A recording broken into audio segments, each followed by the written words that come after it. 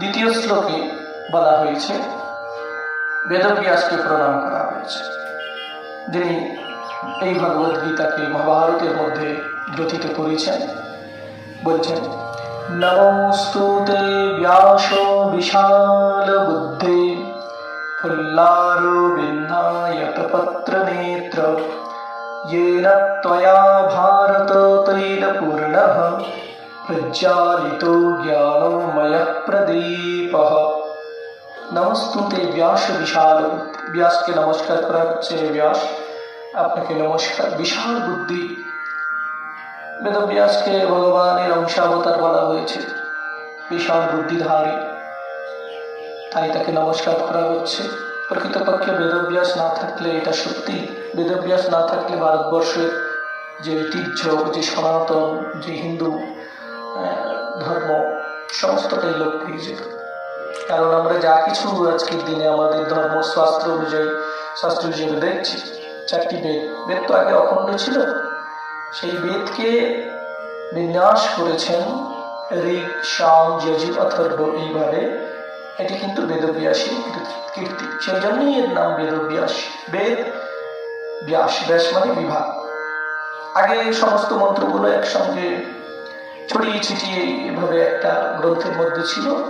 বেদব্যাসী প্রথম তাকে ঋচা মন্ত্র যেগুলো হবে সেগুলোকে এক জায়গায় নিয়ে গিয়ে ঋগ্বেদ করলেন।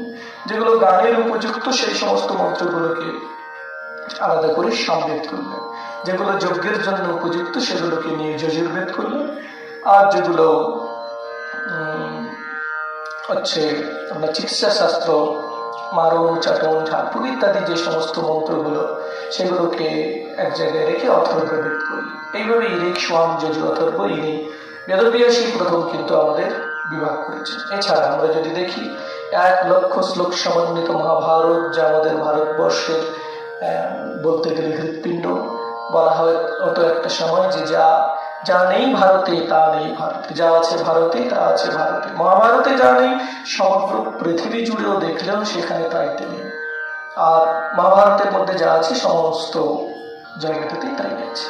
তো সেই মহাভারত বিশ্বের সব থেকে বড় মহাকাব্য রচনা করছেন বেদব্যাস।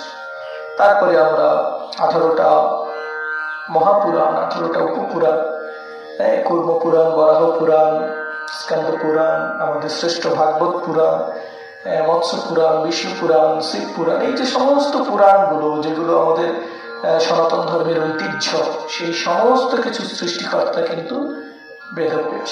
সেই জন্য আমরা ভারতবর্ষের গুরুদেব বলে তাকে মানি। তারই জন্মদিনে আমরা গুরু পূর্ণিমা পালন করি। আষাঢ় মাসে যে পূর্ণিমা আসে, বেদব্যাসের জন্ম। তো সেই বেদব্যাস না থাকলে কিন্তু আজকের ভারতবর্ষের সনাতন ঐতিহ্যই মাটিতে মিশে যেত। আমরা জানতে পারতামই না যে ভারতবর্ষের সনাতন ধর্মের এত মহত্বতা, এত গুরুত্ব রয়েছে, এত উদারতা রয়েছে। এই জন্য নমস্তুতে ব্যাস বিশাল বুদ্ধে। ব্যাসকে আমরা প্রণাম করছি, বিশাল বুদ্ধি। ফুল্লারবিন্দায়ত পত্র নেত্র, তার যে চোখ, তার যে নয়ন যুগল, সেগুলো প্রস্ফুটিত পদ্মপত্রের ন্যায় বিশাল। পদ্মলোচন বলা হয়েছে, ভগবানকেও বলা হয়েছে, ব্যাসকেও এখানে বর্ণন করা হচ্ছে। येन त्वया भारत तैलपूर्ण। এখানে ভারত শব্দের অর্থ কিন্তু বুঝতে হবে। ভারত, ভা শব্দের অর্থ জ্ঞান, রত মানে সেখানে অনুশীলনরত, জ্ঞানে অনুশীলনরত, সে হচ্ছে ভারত।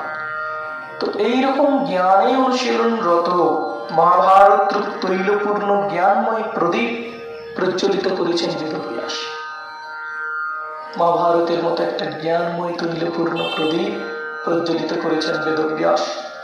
যে মহাভারত আজও পর্যন্ত আবহমান কাল, কাশ্মীর থেকে কন্যাকুমারী, সারা ভারতবর্ষ জুড়ে প্রত্যেক সনাতনী মানুষের হৃদয়ের মধ্যে অনুরণিত হচ্ছে।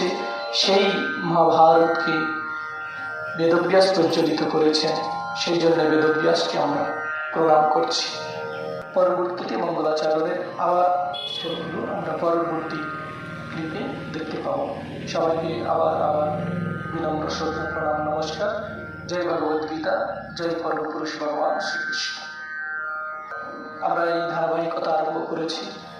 যদি কারোর একটুখানি খুব উপকারে লাগে ভগবানের কাছে আমরা কৃতজ্ঞ জানাবো।